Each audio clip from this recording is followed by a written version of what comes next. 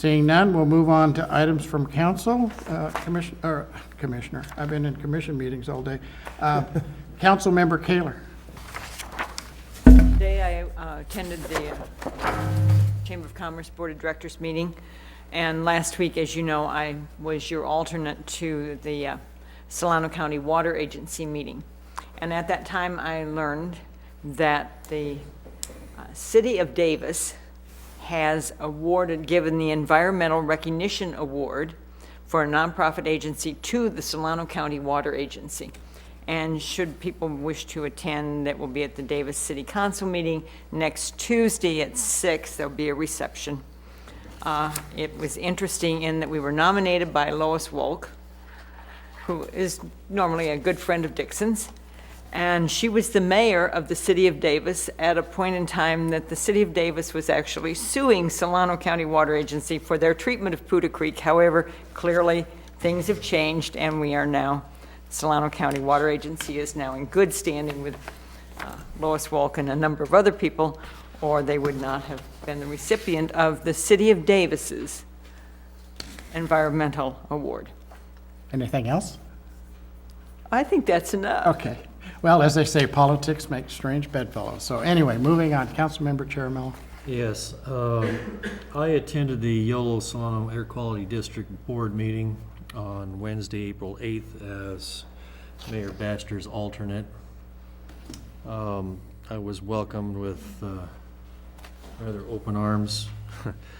They didn't really take action on a whole lot of anything of consequence. It seemed like everything before them had already been hashed out. I had our supervisor, Mike Reagan, sitting to my left, and John Vasquez on my right, and both of them questioned why we're even considering some of the items, being that they were more or less just ministerial type of things.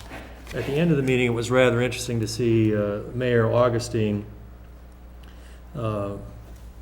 bring forward not only a kudos to the staff and suggested that they come up with some sort of award ceremony, but he also asked to have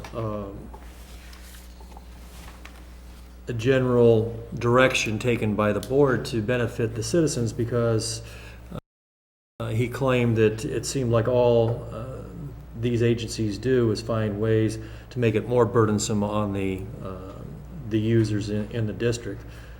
Things like engines and whatever that they're regulating, it's always a cost to the farmers or the citizens. It was interesting to watch how staff responded to that. They responded to the part about the awards, but nothing about the direction to benefit the people. I think that it's great that we have people on these committees that understand the impacts that are being placed on citizens, and I hope to see more from that, and I just thought I should make you aware of it, Mr. Mayor. Okay. Also, on one other item that has been out here for some time, and I haven't seen any progress reports, I had spoken with City Engineer Royce Cunningham about, and that was the ADA adaptations for this council chambers. I had assumed there was going to be something on this agenda, and there's nothing here.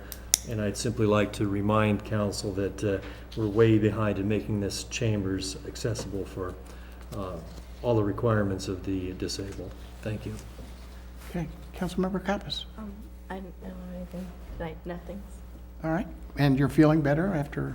Yeah.